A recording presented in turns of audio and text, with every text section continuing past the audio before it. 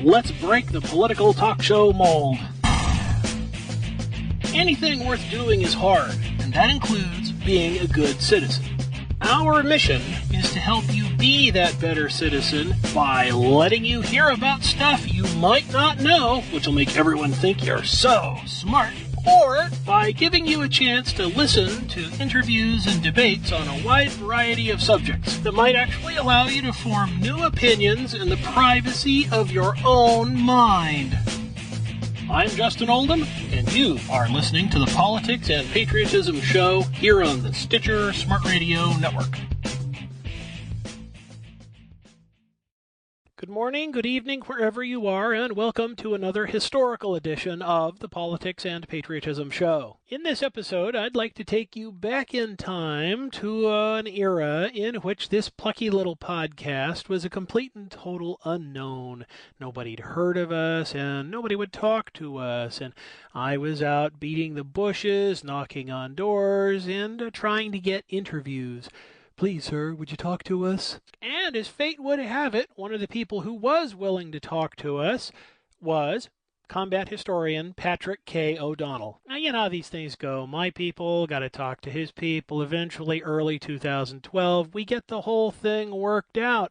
So, for the next 47 minutes, I'd like to share the conversation that I had with him about his book, We Were One. This was published in 2007 by Da Capo Press, and it's about his experiences in Fallujah. This is called We Were One, Shoulder to Shoulder with the Marines in Fallujah, and it details what he saw and what he did during the 2004 combat operations in that city. And I bring this to your attention because Pat O'Donnell is a regular guy. He's not a career soldier. He is an academic. He's just a person like you or me, and he wanted to go to the battlefield and actually see it for himself. So he's going to tell you the story of how he actually got to Fallujah, as well as what it was like for him to try and do all that research while the bullets were flying. Now, I'm going to confess a little something here before we get started. I myself am a trained historian, and while things didn't work out for me, I don't get the chance to practice my craft.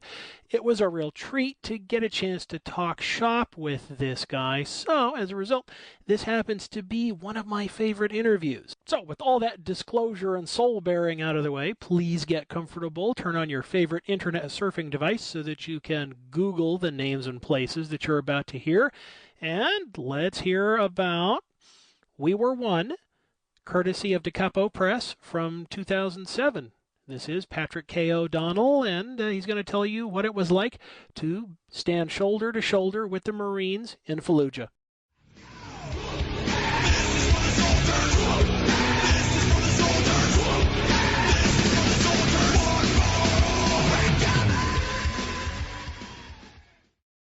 Welcome back to the Politics and Patriotism Show. Well, thanks for having me again, Justin. I got to tell you, Pat, this book exceeded my expectations, and the bar was set rather high. The last time you and I spoke, I had just finished reading Give Me Tomorrow, and we talked for about 29 minutes and 40 seconds, and what got me interested in We Were One is that the first 4.5 minutes of that, where you just kind of casually mentioned how you got into the whole thing and about how you went to Iraq in the first place, and I was so fascinated by that as soon as I was able to, I went back to Da Capo Press, got a hold of Lissa, and said, hey, I really want to make room in my schedule for this book, and she was very helpful. We made it happen. I've had a chance to read it, and now that I have had a few days to process it, I've got to tell you, this is one of the best contemporary first-hand accounts of modern war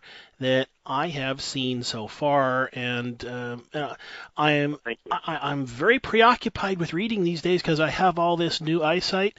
But and I think I'm going to come back to this one again. Well, thank you. Congratulations on your eyesight for one. That's huge. And thank you so much for the compliment, because I know that this is something you're very involved in, and know you read most of the contemporary modern accounts out there.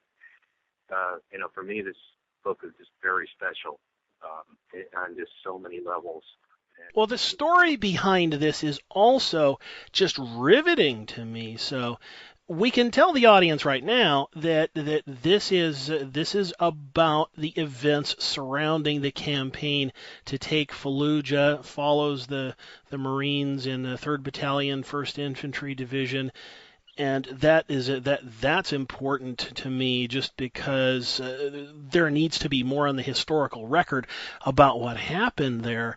But how you got into that position, how you were able to be there on the ground, to choke on the dust and to see everything for yourself is important to me as well, because in the past, people whom we have regarded as combat historians are old retired soldiers who wrote about the battles they were in. And now here we are, 21st century.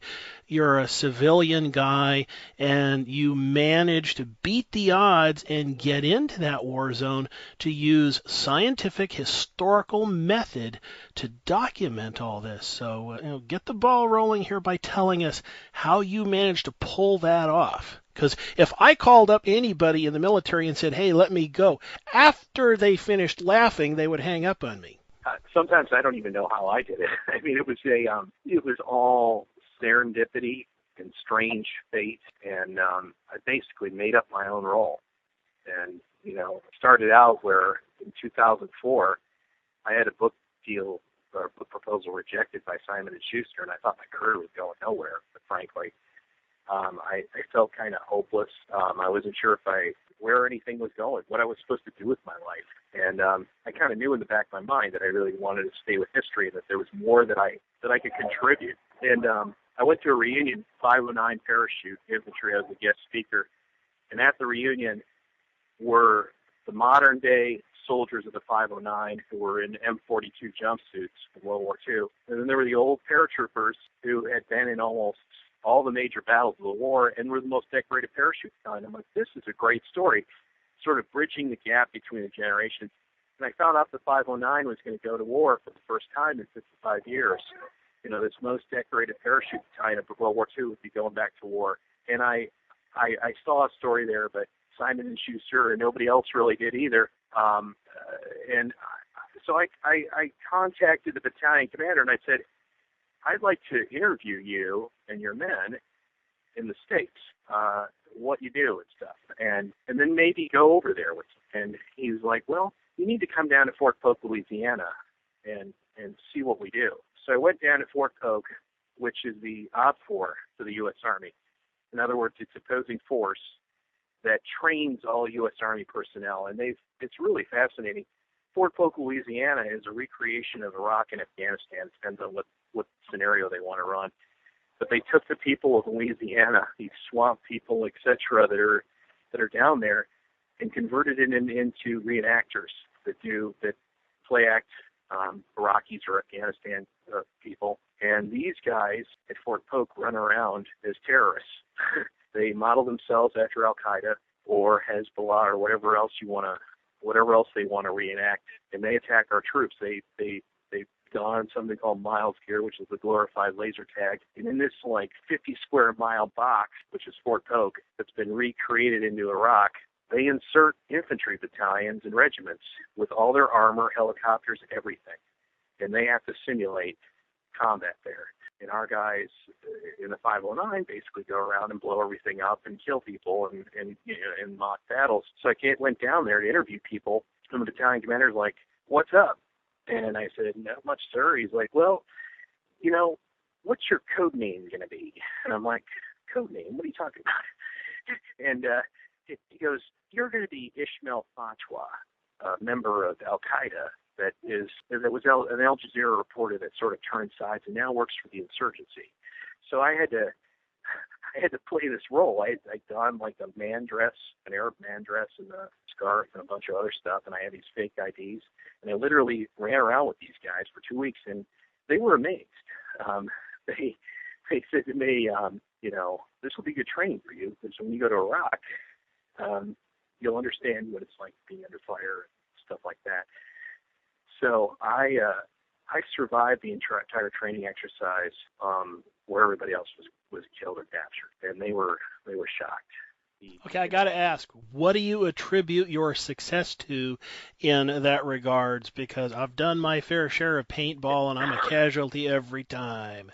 I don't know what it is, but I just have a sixth sense on the battlefield. I know when things are going to happen, in some cases before they happen, and that happened in Iraq too. And I could attribute it to the sixth sense. I could attribute it to maybe a guardian angel, whatever. But I always kind of had a feeling when something was going to happen before it happened. And I survived this whole thing, and they were just like, "Wow." He's like, "You can do anything you want in my battalion." He goes, "You have the qualities of a great soldier. You know how to survive." That was his quote. So I went over there, and the Army said to me, "You're allowed to go to Iraq with the 509, but we're not paying for anything." So I volunteered. I spent my own money, which I was about, when it was all said and done, I probably spent about $10,000 to outfit myself with equipment and stuff, camera equipment, etc. Plane ticket to Kuwait, and I went over. And at the time, there was no publisher or anything. I went to sort of record the stories of the 509, who I thought would be as great of a generation as the World War II generation. I sensed that. And that was my sort of hypothesis. So I went over there, and before that happened, basically everything in my life that could possibly go wrong did. But in retrospect, it was okay. My ex-wife divorced me 4 days before I went. I was homeless.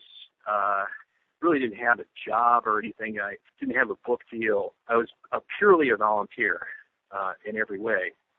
And I went over there, and the 509 was in Baghdad. It was a month before Fallujah.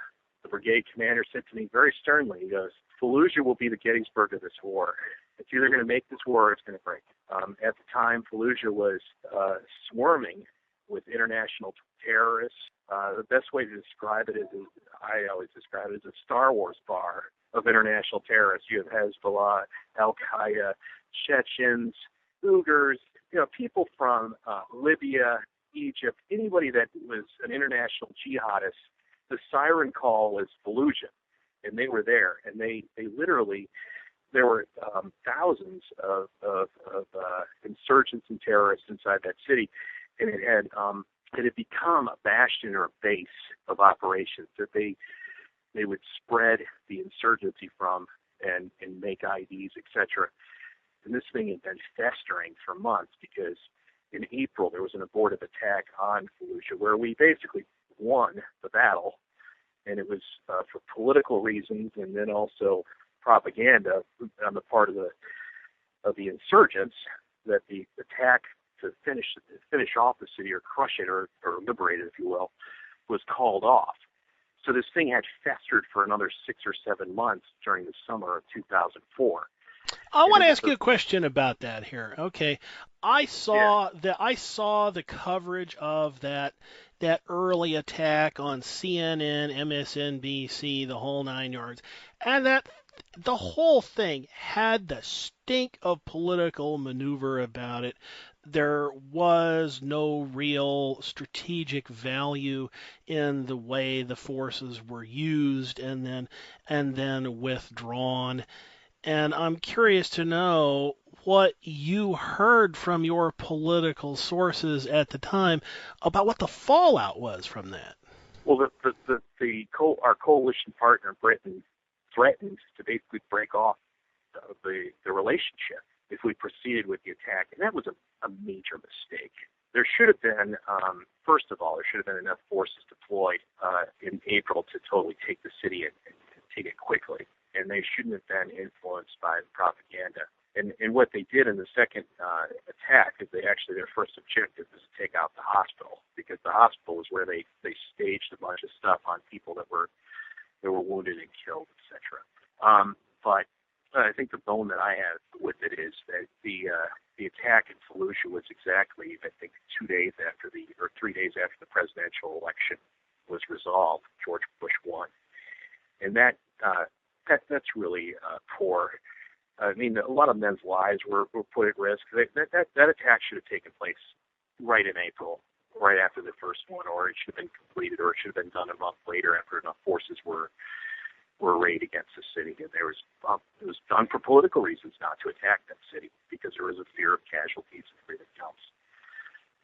So anyways, going back to my story, I'm there with the 509, and I thought, wow, I've got this amazing story of how these young Americans are now, that are sort of like terrorists, are kind of fighting fire with fire and going back into Iraq and potentially, going to be involved in Fallujah. And then everything fell apart with my story. The 509 was putting guard towers in the green zone, and they were not part of the Battle of Fallujah. So I had to beg and plead for about a week to get a helicopter ride or any kind of ride. I didn't care what it was, to Fallujah. And literally, it took that long. And then finally they said, okay. I got to the helicopter pad, and they said, we're sorry, but your permission to go has been declined. And I just got on the phone. I'm like, look, Major, I mean, I've risked everything to get here. You got to get me on that helicopter. I mean, I can't. This is unacceptable. I mean, I can't wait this long. It's, come over here for a reason, I think. I need help. And he's like, okay, well, just act like you own it. Get on. So that's what I did. And I got there. I got to Fallujah. And at the time I didn't have a spot. I was with 2nd Recon Battalion, who Recon is kind of featured in that movie, Generation Kill. These guys were special operations, and, we did shaping attacks on the city before the battle occurred. And a lot of great incidents and stories, and I almost died on several occasions by a sniper, an RPG, and a Hellfire missile. I was posted in a sniper's nest inside the city of Fallujah, and I thought, wow, this is a great story. But then the recon story kind of faded as soon as the battle kicked off, and they were posted to perimeter defense around Fallujah. And at that point, I went into 1st Regiment's headquarters for the public affairs officer, and I said I want to go into the city with the attack. And they were sort of shocked, and they said, okay. So I was in with 3-1, which was the assault battalion that took Fallujah, and we were in the Jolan area as well as Queens, which was the very heart of the resistance in the city. The place was bunkered by Al-Qaeda. It was very much like the Pacific War in some ways, where there was no quarter given by them, and they fought to the death. They would literally, I saw people that were buried alive in rubble piles, still firing their weapons at us. And many times we saw people that were high on cocaine or liquid adrenaline was the big thing. And these were people that literally took 15 bullets to bring down, because the M16 was almost like an ice pick at short range. It didn't take somebody down. They were hit the torso. Now, speaking of taking things down here, I would like you to take a moment and talk about your situation as you go in to this environment, because you're a civilian, and under Geneva Conventions, you're not allowed to carry a weapon. So your life is very much in your own hands, because if you get caught, then it's nothing but trouble. Well, nobody was there to protect me, and I was in uniform because for a variety of reasons. I was very concerned if I wasn't in uniform. Every bad guy was in tennis shoes and civilian clothes. So the last thing I wanted to do was to look like one of them and be shot by one of our guys by accident. Fallujah, I was armed. I ended up clearing houses with Marines because there wasn't enough people. See, now that's a revelation to me, because that's not made clear in your book. Well, it's purposely not made clear because, I didn't want to talk about that. And it was a matter of life and death, because inside the platoon that I was in, we began with about 47, 48 men. By the time I got in the trucks, walked out of Fallujah, we had 14. The man in front of me was killed. One of the I've had many people killed in front of me. I was involved in multiple ambushes, and it was just a matter of life and death. Okay, let's start with the life. Tell me about your introduction to the Marines that you served with, because it's covered, it's kind of prefaced in the book, but tell me about your initial impressions as you first met these guys that you were going to spend so much time with. I'll never forget it. Lima Company 3-1, seen some of the toughest combat in Fallujah. And it's been a few days since the battle had actually kicked off. and they retrograded the company back to the train station, which was on the very perimeter of the city, and it was effectively a reinforced concrete structure that was their command post. It was a place to sort of refit and rest. So I was inserted into that base when they refitted. And I'll never forget, I walked up and I looked around. These men looked like they'd been on Iwo Jima. They all had the 1,000-yard stare. They were dusty. They were dirty. Some had, blood on their trousers or their uniforms, and they were exhausted men.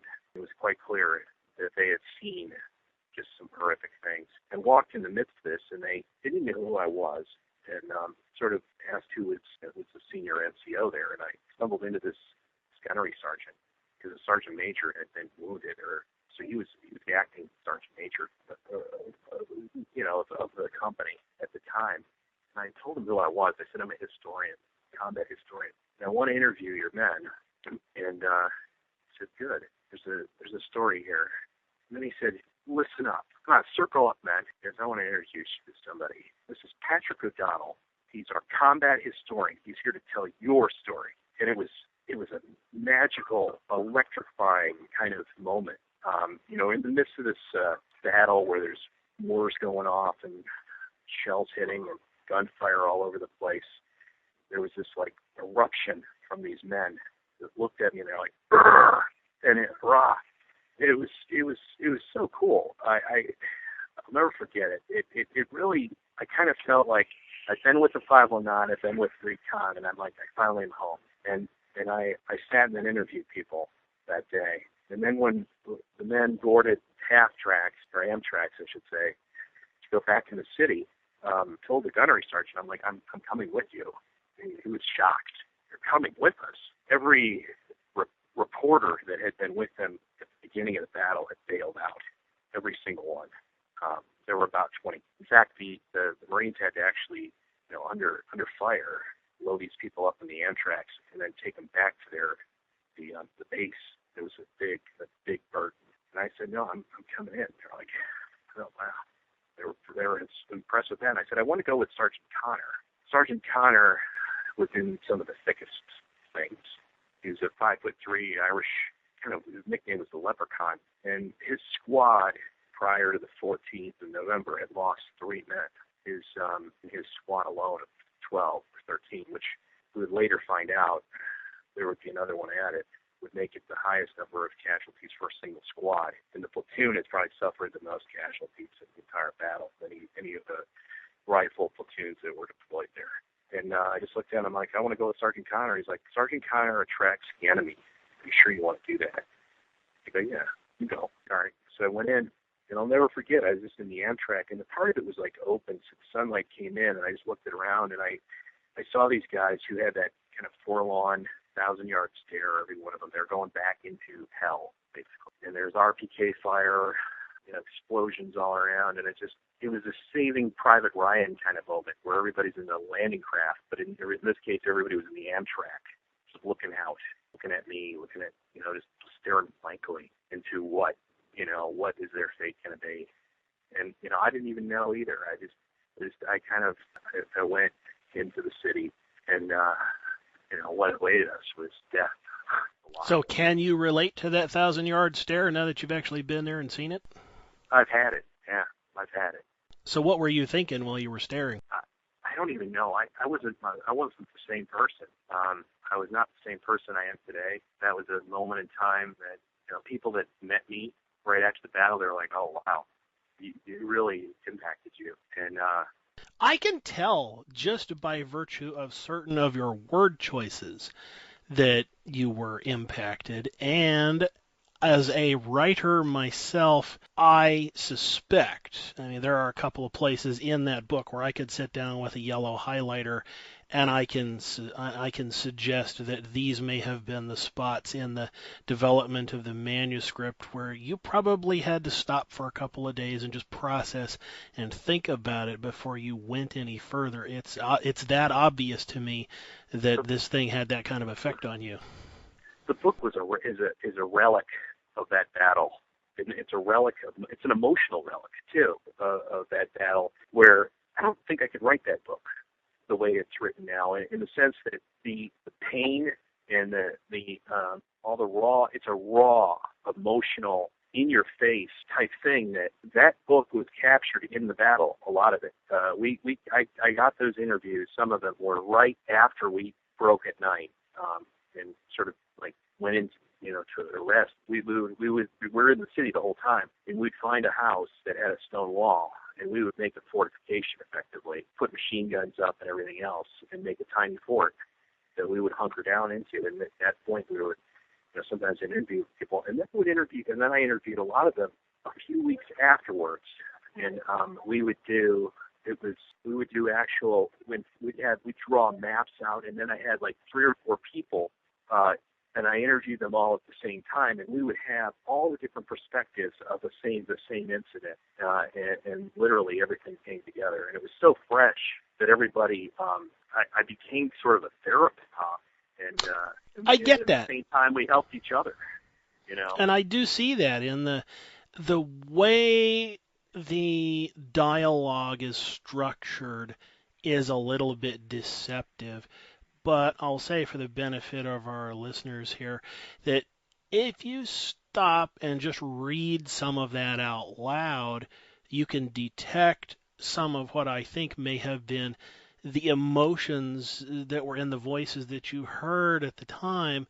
And just being the armchair historian that I am, I have encountered quite a few veterans from World War II to the present who they never come out right and say it, but they do carry with them a regret that nobody's ever going to know what they did. Nobody's ever going to know their story. They're going to take it to their graves.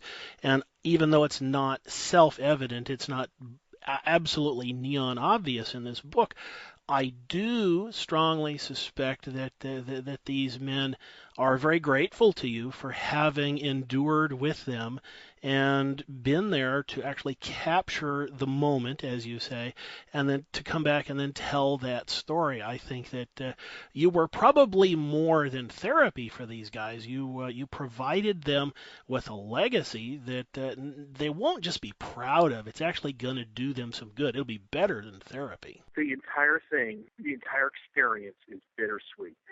That's probably the best way to describe it.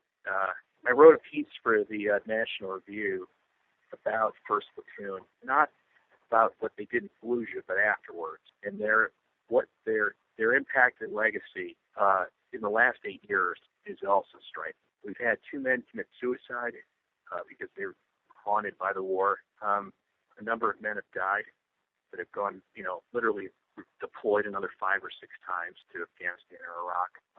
It's a legacy of sacrifice, and it's a legacy of people that don't understand. So most of these men never talk about the war, including myself. I don't really even ever talk. Other than when when the book came out, I don't talk about it now, because the average person has no concept of what they went through, or I went through, and there's a lack of caring too. Most people don't care one bit. They're so self-absorbed in their own world here in America that they don't care, and that's very evident in the fact that I've seen what these guys have gone through, and nobody cares when they come home. And they go over, they come back. The only people that care are the families, and they lock their memories inside. And sadly, many of them also self-medicate with alcohol. It's a very interesting world that sometimes you have to just sort of only venture into very short periods of time.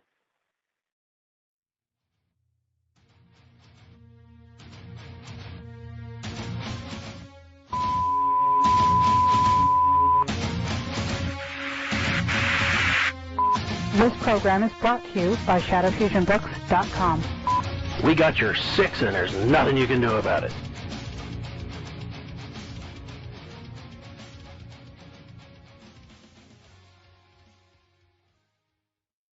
I think that for the average civilian, the only way they're ever going to get a taste of it at all is to read books like yours, which is one of the reasons why I think they're so valuable.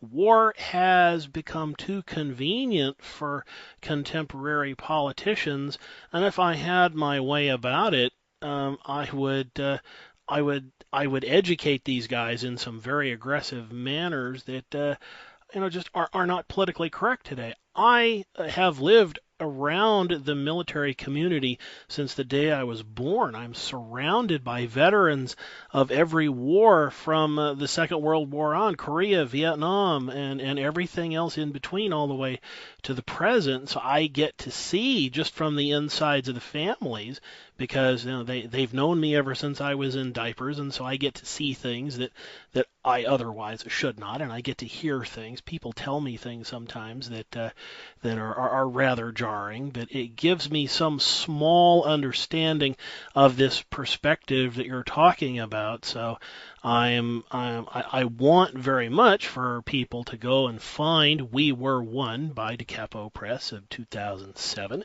and find it in print, find it in Kindle, and read it, and then process it, because as you say, Pat, this is not something we know very much about. I think we choose deliberately to not know about it, which is why it's going to take more efforts by people like yourself to not just do this once, but to continue writing about these subjects again and again and again, just to preserve the historical record.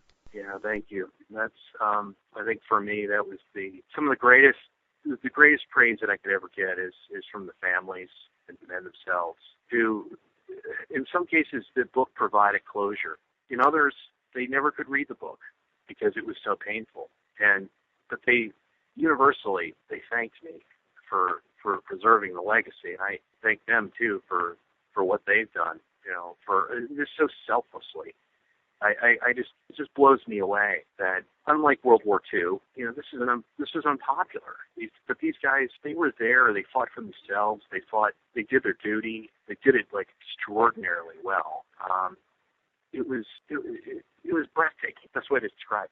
I have to agree. And when you stop and think about the fact that they did so in an under-resourced environment, that to me is just that much more impressive. You make the point at least 4 different times in this book that these guys time and time again had to make do simply because of what they did not have. Yes.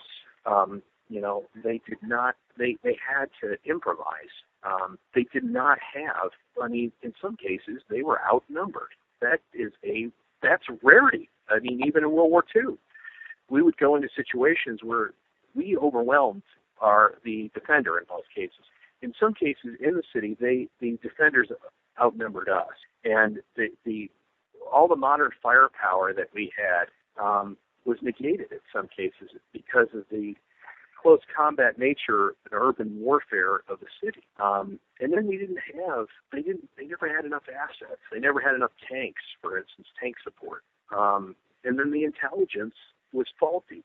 These men went into the city with rules of engagement that literally tied their hands. It was almost like you were going into Iwo Jima with your hands tied and said, don't fire unless you're fired upon. Or, by the way, we want you to clear the bunkers on Iwo Jima with just rifle fire and grenade. And there were no civilians in the city, or there were very few, and it was just dug-in insurgents and terrorists. And these guys had to blast people out of their spider holes and in bunkers.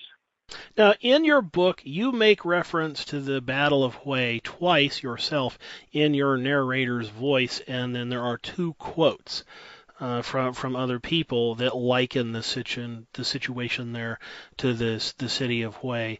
And I don't mind saying myself that just as a reader, some of the imagery from the nature of the low-tech buildings and the extremely dense primitive housing, I did have images of that come to mind. And so now that you've had so many years beyond this, how much do you think Fallujah was like Hue? I think it was similar in many ways. I didn't make the comparison either. I think the official Marine Corps historian made it, as well as others. And I think it was similar in many ways, but then it was different. The Vietnamese in Hue didn't always fight to the death. They also didn't clear nearly as many rooms as the Marines did in Fallujah. it was a different type of fighting. So it had shades of way and shades of the Pacific in many ways. And then you had this element in Fallujah where people were blowing themselves up, or they had the entire building rigged as an IED. So as soon as you went into the building, the entire thing would blow up on top of the Marines. So there was this added level of danger.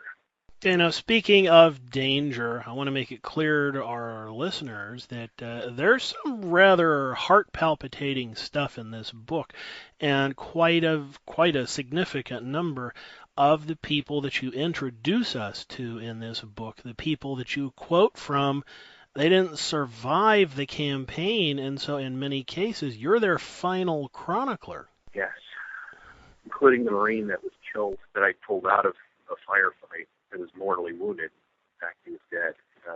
He's the main character of this book, Michael Hanks. Okay, so tell me something about Hanks that's not in the book that you wish you would have put in there. I don't know if I put enough in there about it, but I think the thing that I thought was striking was that every one of the men that were in the platoon, when I went back and did my research and found this out, they all had premonitions that they were going to die the day they died. And that was striking. And as I've done research with Give Me Tomorrow and